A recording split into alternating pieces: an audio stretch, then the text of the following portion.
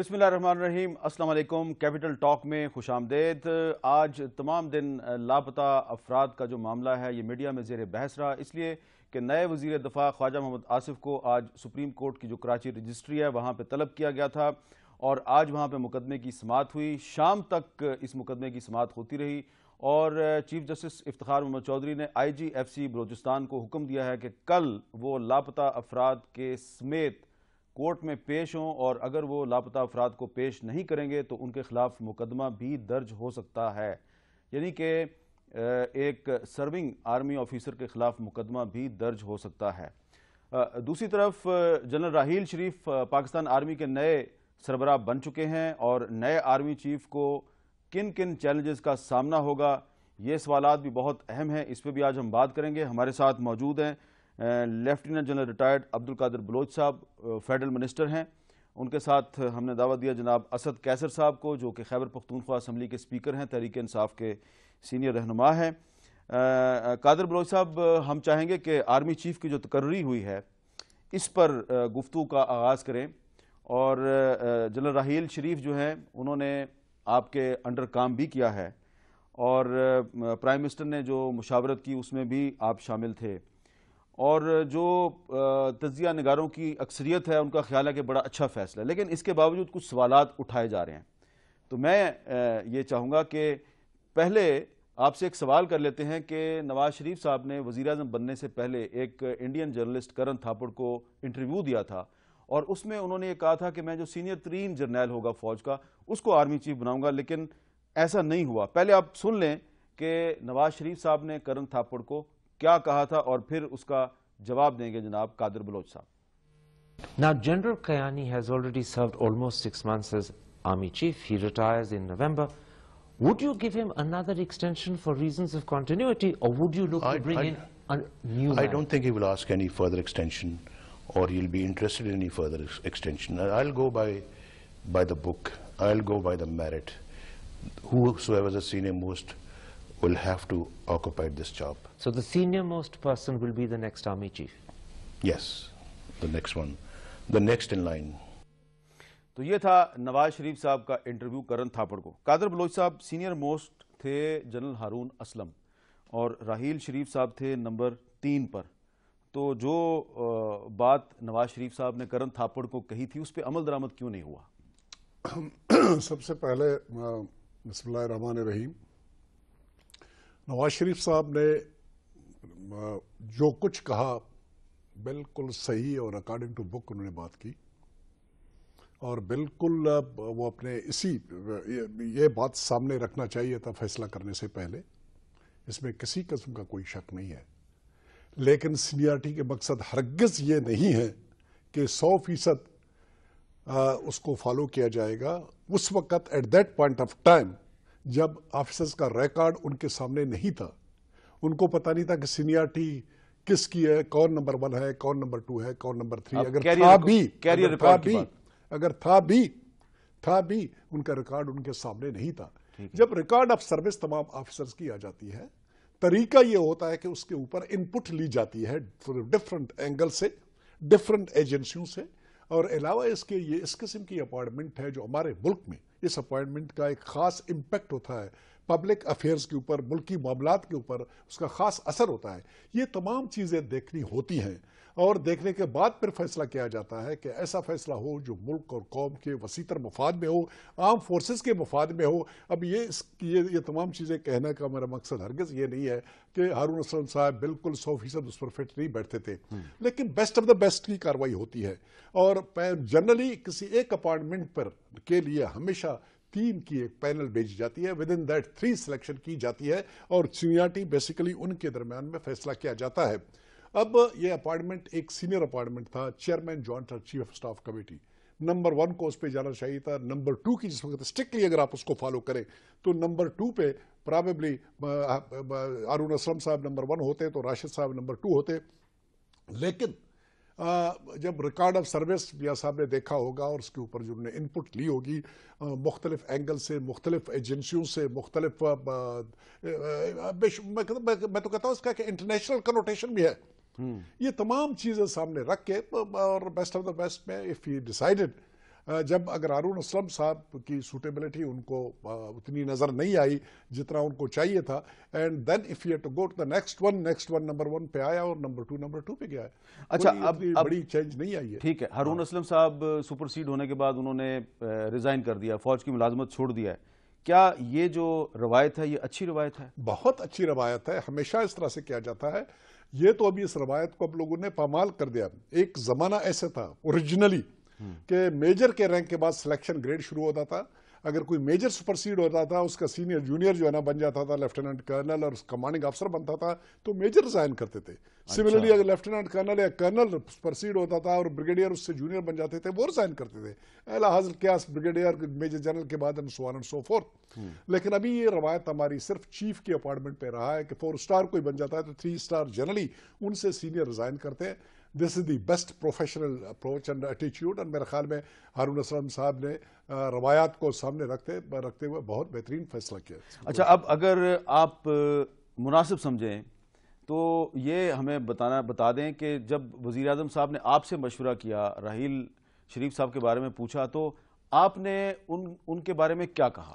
میں آپ کو اتنا کہوں گا کہ یہ وزیر اعظم صاحب کی اپنی ثوابدید تھی. یہ میں بالکل آپ کو میں کہنے کی پوزیشن میں نہیں ہوں کہ کس سے انہوں نے مشورہ کیا اور کس سے نہیں کیا. یہ انہوں نے اپنا فیصلہ کیا ہوا اور آپ اس کو چھوڑ دیجئے اس بات کو. چلیں یہ بتا دیں کہ راحیل شریف صاحب کے بارے میں آپ کا کیا ایکسپیرینس ہے؟ انہوں نے آپ کے ساتھ کام کیا ہے. راحیل شریف کو بہت اچھی طرح سے جانتا ہوں، میرے چھوٹے بھائیوں کی طرح ہے. تقریباً کم و بیش 2 سال اس نے میرے ساتھ سروس کی. پروموشن ہوا اس کی بریگیڈیئر کے طور پہ، اور generally on promotion newly promoted brigadier کو چیف آف سٹاف نہیں لیا جاتا ہے. میرے ساتھ انہوں نے گجرانوالے میں بطور میرا چیف آف سٹاف کام کیا. پھر جب میں وہاں سے کوئٹہ گیا جہاں پر میرے بہت ہی زیادہ کام تھا اور بہت کچھ کرنا تھا، ان کو میں وہاں پر بھی ساتھ لے گیا. 2 کوروں میں انہوں نے میرے چیف سٹاف کا. ان کی اگر میں کوالٹیز کے بارے میں بات کروں، اس کی سب سے جو بیسٹ کوالٹی ہے وہ اس کی میچورٹی اور اس کی ہیومن کوالٹیز ہیں. ہیومن کوالٹیز، بہت ہی ہیومین قسم کا آدمی ہے اور بہت ہی ہمبل قسم کا آدمی ہے اور ڈاؤن ٹو ارتھ پروفیشنل اور اللہ پہ یقین رکھنے والا آدمی. میں آپ کو ایک مثال دیتا ہوں. امین میر صاحب، ان کے تعلقات مجھ سے اس طرح سے جس طرح اپنے چھوٹے بھائی کے، اور اگر اس کی ایمان میں کوئی کمزوری ہوتی، اس وقت وہ رن میں تھا، نمبر 3 تھا، اس میں کسی قسم کا کوئی شک نہیں تھا، تو ون کوڈ ہیو گون. اللہ تعالیٰ نے ایسے کیا کہ اس تک گئے. لیکن میں قسمی آپ کو کہتا ہوں کہ پچھلے 2 سال میں اس سبجیکٹ کو چھوڑیے، ایک ٹیلی فونک کال بھی ہمارے درمیان میں ایکسچینج نہیں ہوا. Reason being he is a serving officer, I am in the game of politics.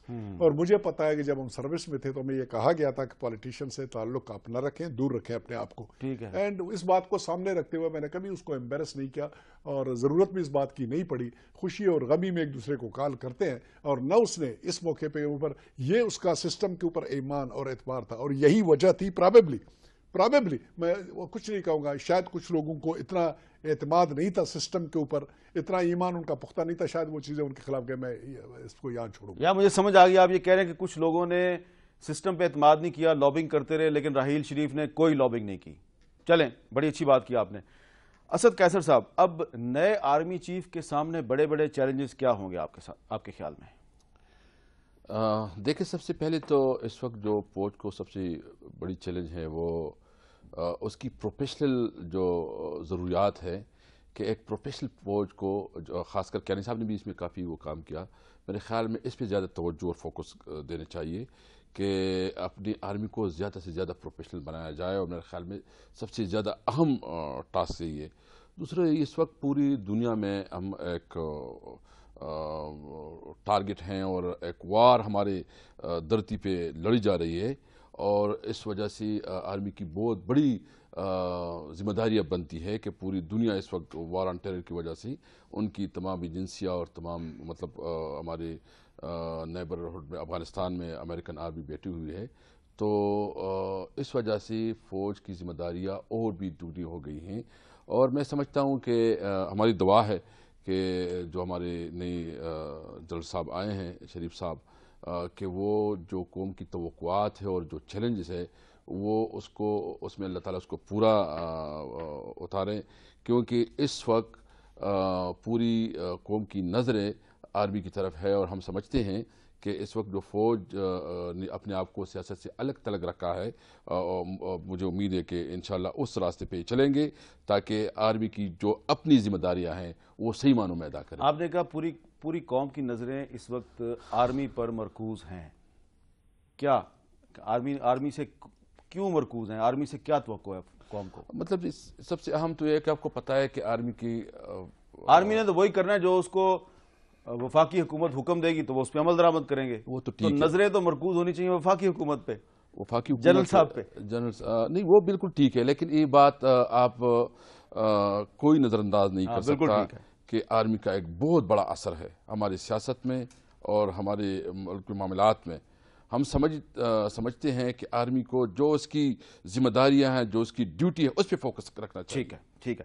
اچھا جنرل قادر بلوچ صاحب، اب آج آپ کے جو نئے ڈیفنس منسٹر ہیں، آپ کے ساتھی خواجہ آصف صاحب، سپریم کورٹ میں ان کو ایک ایسے کیس میں پیش ہونا پڑا جس پہ کہ آپ کی پارٹی کی پالیسی بڑی واضح ہے۔ ماضی میں ہمیشہ نواز شریف صاحب نے کہا کہ مسنگ پرسنز کو ریکور ہونا چاہیے، ان کے ساتھ قانون کے مطابق فیصلہ ہونا چاہیے۔ تو اب اس میں بھی کہیں نہ کہیں فوج تو آتی ہے، اور آپ خود بھی کور کمانڈر رہے ہیں، آپ گورنر بھی رہے ہیں، آپ کو بڑی اچھی طرح پتہ ہے کہ یہ بلوچستان میں بہت بڑا مسئلہ ہے۔ اب چیف جسٹس صاحب نے کہا کہ کل I G F C Balochistan missing persons کے ساتھ کورٹ میں پیش ہو ورنہ اس پہ مقدمہ قائم ہوگا۔ ایک آرمی افسر کو کل خطرہ ہے، اس پہ مقدمہ درج ہو سکتا ہے۔ مسنگ پرسنز کا معاملہ نئے آرمی چیف کے لیے کتنا بڑا چیلنج ہے؟ حامد بھائی، یہ بہت بڑا انسانی المیہ ہے۔ یہ ان لوگوں سے پوچھیں جن کے ڈیئر ونز مسنگ ہیں، جن کے بارے میں ان کو یہ پتہ نہیں ہے کہ زندہ ہیں یا مردہ ہیں۔ اگر وہ مردہ ہوتے تو شاید چند دن رو دھو کے اور وہ بھول جاتے اور معاملہ ختم ہو جاتا، لیکن وہ سالہ سال سے مر رہے ہیں، نہ مرنے کی حالت میں نہ جینے کی حالت میں، ان کے لوائقین۔ اور یہ ایک اس قسم کی کارروائی ہے، اس کی رسپانسبلٹی کا جہاں تک تعلق ہے، ہماری پارٹی کی کوئی رسپانسبلٹی اس پہ ایز سچ بنتی نہیں ہے۔ یہ جو کچھ ہوا پاسٹ میں ہوا، اور ابھی کہہ سکتا ہوں، لیکن میرا انٹیریئر منسٹری سے چونکہ اس طرح تعلق نہیں ہے، نہ ڈیفنس منسٹری سے، لیکن اب اگر اس طرح سے لوگوں کو مس کرنا، اٹھانا اور غائب کرنے والی کارروائی پرابیبلی اس انٹینسٹی سے یا اس سے نہیں ہے جو کہ تھا، اور ان کو تلاش کرنا، ان کو اپنے خاندان سے دوبارہ واپس ملانا، اگر ان کا کوئی قصور ہے تو ان کو عدالتوں میں لے جانا اور ان کو سزا دلوانا یا ان کو چھوڑ دینا، یہ ہے قانونی ریکوائرمنٹ، اور قانون کے اوپر اگر عمل کیا جانا ہے تو یہ کارروائی کی جانی چاہیے۔ اس میں کوئی دو رائے نہیں ہے۔ جس طرح آپ نے کہا، ہمارے پارٹی کا جہاں تک سٹانس کا تعلق ہے 100% کلیئر ہے، اور میاں صاحب اس بارے میں اس کے کوئی دو رائے نہیں ہے، اور ایون کل بھی اس مسئلے کے اوپر بات چیت ہوا تھا، اور انہوں نے یہ کہا ہے کہ there is no question کہ ہم یہ کہیں کہ یہ بات صحیح ہے اور یہ بات غلط ہے، اور انشاءاللہ تمام ایفرٹس کیے جائیں گے۔ رسپانسبلٹی ابھی پولیٹیکل گورنمنٹ کی بنتی ہے، اور آرم فورسز اگر اس میں متعلق ہے اور انہوں نے کچھ کیا ہے، آرم فورسز ایف سی نے یا فوج نے یا ایجنسیز نے، ذمہ داری پولیٹیکل گورنمنٹ کی بنتی ہے۔ پولیٹیکل گورنمنٹ آنسریبل ہے، اور مزید ڈیٹیلز میں جائے بغیر میں یہیں پر ختم کروں گا۔ ریزن بھی مجھے پتہ نہیں ہے کہ کیا کچھ کیا گیا اس مد میں، کیونکہ میرا سبجیکٹ نہیں ہے تو لہٰذا مجھے پتہ نہیں ہے، لیکن ہماری پارٹی کے جہاں تک سٹینڈ کا تعلق ہے that's very very clear, there are no two opinions, we condemn it and we are for it. آپ کو تو پتہ ہے کیونکہ کل نواز شریف صاحب نے میٹنگ میں آپ کے ساتھ بات بھی کی ہے، مجھے بھی پتہ ہے ذاتی طور پہ، کیونکہ میرے ساتھ بھی کئی انٹرویوز میں نواز شریف صاحب نے اس معاملے میں بڑی کلیئر بات کی ہے، لیکن صرف یاد دہانی کے لیے کہ نواز شریف صاحب کا لاپتہ افراد کے معاملے میں کیا سٹانس رہا ہے، تو ہم وقتاً فوقتاً یاد دہانی کے لیے کچھ پرانے کلپس جو ہیں وہ دکھاتے رہتے ہیں۔ تو میں چاہوں گا کہ پچھلے سال 2012 میں نواز شریف صاحب نے اس سارے معاملے کو، جسے کہ جنرل قادر بلوچ صاحب نے ایک بہت بڑا انسانی المیہ قرار دیا ہے، تو پچھلے سال نواز شریف صاحب نے پاکستان میں لاپتہ افراد کے معاملے کو تشبیہ دی تھی ایک ایسے معاملے کے ساتھ جو کہ ایک بہت بڑا بین الاقوامی مسئلہ ہے۔ ہاتھ میں انہوں نے ایک تصویر پکڑی ہوئی تھی، وہ میں آپ کو نہیں بتاتا وہ تصویر کہاں کی تھی، کس کی تھی، آپ خود ہی دیکھ لیجئے۔ یہ ہے وہ تصویر جو فلسطین کے جو اٹھائے گئے جو نوجوان بچے جو ہیں وہاں کے فلسطینی نوجوان جن کو اپنی ماؤں سے، اپنے گھر والوں سے، اپنے والدین سے جدا کیا ہے، اور وہ اسرائیل کی جیلوں میں یا اسرائیل کی اپنا ایسے علاقوں میں ہے جہاں ان کو کوئی خبر نہیں ان کے والدین کو کہاں ہیں۔ یہ تو اسرائیل کا ظلم ہے ان فلسطینیوں پر، لیکن یہاں اپنے ملک کے اندر وہی صورتحال ہے جو اسرائیل کر رہا ہے فلسطینیوں کو۔ میں تو سمجھتا ہوں کہ یہ ملک کیا ہم سب کا ملک نہیں ہے؟ اس کے رہنے والوں کے لیے ہم سب کے دلوں میں کوئی درد نہیں ہے؟ کیا یہ سب پاکستانی نہیں ہے؟ یہ مائیں بیٹھی ہوئی ہیں، بچے کی تصویر اپنی گود میں رکھی ہوئی ہے، اب سامنے ہم دیکھ رہے ہیں، اور پتہ نہیں کس طرح سے اپنے جذبات پہ یہ قابو پا رہی ہیں۔ آپ روتے ہیں، آپ کی آنکھوں سے آنسو جاری ہوتے ہیں۔ کون ایسا شخص ہے جو آپ کی آنکھوں سے جاری آنسوں کو دیکھ کر خود نہیں روتا ہوگا؟ تو کون ذمہ دار ہے؟ کہاں یہ بیٹا ان کا؟ یہ مائیں آخری یہاں مائیں ہیں، یہ والدین ہیں، یہاں ان کی بہنیں ہیں، کوئی بھائی ہے، کوئی بتائے کہ ان پہ یہ ظلم کیوں ڈھایا جا رہا ہے؟ آنسو پہنچ رہے ہیں یہ سب لوگ، اپنے اپنے آنسو پہنچ رہے ہیں، کئی آنسوؤں کو روک رہے ہیں۔ یہاں بیٹھ کے میں دیکھ رہا تھا کہ کس طریقے سے وہ کوشش کر رہے ہیں کہ آنسو گرنے نہ پائیں آنکھوں سے۔ جمہوری حکومت کے ہوتے ہوئے چند مہینے پہلے، چند ہفتے پہلے، پچھلے سال، اس سے پچھلے سال لوگ غائب ہوئے ہیں، اور پھر جمہوری حکومت کہاں ہے؟ اس کا حساب کیوں نہیں مانگتی کسی سے؟ یہ ہیں وہ لوگ جو ملے ہوئے ہیں، یہ ہیں وہ لوگ جو ملے ہوئے ہیں ان لوگوں کے ساتھ جو ان لوگوں کو غائب کرتے ہیں۔ تو قادر بلوچ صاحب، یہ کلپ اس لیے چلایا تاکہ آپ یاد دلایا جائے کہ جب پیپلز پارٹی کی حکومت تھی تو آپ کی پارٹی کا موقف کیا تھا۔ اب آپ کہہ رہے ہیں کہ لوگ اب اس تعداد میں نہیں اٹھائے جا رہے، تو سپریم کورٹ میں جو صورتحال ہے وہ تو مختلف ہے۔ تو یہ یاد ہے ہمیں، میاں صاحب کو یہ بھولا نہیں ہے، ہمیں نہیں بھولا ہے، ہمارا اسٹینڈ بالکل کلیئر ہے اس کے اوپر، اور ابھی جو تبدیلیاں آئی ہیں اور اس کے بعد جو کارروائی کی جانی ہے، اور انشاءاللہ جو کارروائی ہوگی بڑی ٹرانسپیرنٹ ہوگی۔ اور میں آپ کو دوبارہ کہوں گا کہ چونکہ کنسرن منسٹری سے میرا تعلق نہیں ہے، میں کہہ نہیں سکتا ہوں کہ کس طریقے سے اس معاملے کو ہینڈل کیا جائے گا، لیکن ایک چیز میں آپ کو یقین دلاتا ہوں کہ اس میں کوئی چیز ہم چھپائیں گے نہیں، کوئی چیز ڈھکی چھپی نہیں ہوگی، دائیں بائیں عوام کے سامنے ہر چیز کو سامنے لایا جائے گا، اور جو ہمارے حصے کا قصور ہے وہ ہم مانیں گے، جو کسی اور کے حصے کا قصور ہے وہ ان کے پلڑے میں، ان کے کھاتے میں ڈالا جائے گا اور عوام کو بتایا جائے گا۔ اچھا اسد قیصر صاحب، یہ صرف بلوچستان کا مسئلہ نہیں ہے لاپتہ افراد کا، یہ صرف پنجاب کا اور سندھ کا مسئلہ نہیں ہے، یہ خیبر پختونخوا کا بھی مسئلہ ہے، بلکہ ہماری انفارمیشن یہ ہے کہ اب خیبر پختونخوا میں تعداد بہت بڑھ گئی ہے لاپتہ افراد کی۔ تحریک انصاف جب سے حکومت میں آئی ہے تو ہم نے کبھی نہیں سنا کہ آپ کو اس معاملے میں کوئی پریشانی ہو، یا آپ نے کہیں پہ دھرنا دیا ہو، یا کوئی جلوس نکالا ہو، کیا وجہ ہے اس کی؟ نہیں، دیکھیے جی، ہمارا تو آپ کو پتہ ہے کہ اس وقت جو ہم ایک وہاں چلا رہے ہیں، ہمیں تو ویسی ہم تو ڈائریکٹ امریکن کے ساتھ وہ جو اس نے ڈرون اٹیک کیا ہنگو پہ، اور وہاں جو فاٹا ہمارے ساتھ جو کنیکٹڈ ہیں، وہاں ویسی بہت بڑی بڑی ایشوز میں ہم اس وقت انوالو ہیں۔ میں سمجھتا ہوں وہ خیبر پختونخوا ہو، بلوچستان ہو، پنجاب ہو، جو بھی پاکستان کا جو بھی حصہ ہو، وہاں قانون کی عملداری ہونی چاہیے، بالکل ٹھیک، رول آف لا ہونی چاہیے۔ کسی کو یہ حق نہیں ہونا چاہیے کہ وہ ماروائے عدالت جو ہے اس قسم کی ایکٹیویٹیز کرے، اور میں سمجھتا ہوں کہ یہ اس وقت میاں صاحب کے لیے بہت بڑا امتحان ہے۔ جو اس نے کمٹمنٹ کی ہے قوم کے ساتھ، وہ کھل کر سامنے آئے۔ وہ میرے خیال میں اس میں یہ وقت ہے کہ اپنی لیڈرشپ دکھائیں، اپنی قوم کے ساتھ کمٹمنٹ جو انہوں نے کی ہے وہ کمٹمنٹ پوری کرے، اور میں سمجھتا ہوں کہ یہ ٹائم پہنچ گیا۔ قوم پہ کبھی کبھی موقع آتا ہے، لیڈرشپ پہ موقع آتا ہے کہ وہ بڑے بڑے فیصلے کرے۔ میں سمجھتا ہوں کہ اس وقت میاں صاحب کو بڑا فیصلہ کرنا چاہیے۔ کیا بڑا فیصلہ کرنا؟ بڑا فیصلہ ہے کہ کلیئر کٹ آرڈر دینا چاہیے، انسٹرکشن دینی چاہیے، جو اس کی منسٹریز ہیں، جو اس کی ابھی جنرل صاحب، اس کو کلیئر انسٹرکشن دینی چاہیے کہ پیدا کرے جہاں بھی وہ لوگ جو ہے یعنی کہ آپ جنرل راحیل شریف ان کی مدد کریں اس معاملے میں۔ بالکل، وہ 100% کرنے چاہیے، اور بینگ چیف ایگزیکٹو یہ اس کی رسپانسبلٹی ہے وزیر اعظم صاحب کی کہ وہ اس کورٹ کی جو ڈیسیجنز ہے، آرڈر ہے، اس کو اوبے کرے اور اس کی تعمیل کرے۔ اچھا جی، اس مسئلے پہ اور دیگر چیلنجز جو آرمی چیف کو ہیں اس پہ ہماری گفتگو جاری رہے گی۔ ایک چھوٹا سا وقفہ، وقفے کے بعد دوبارہ ملتے ہیں۔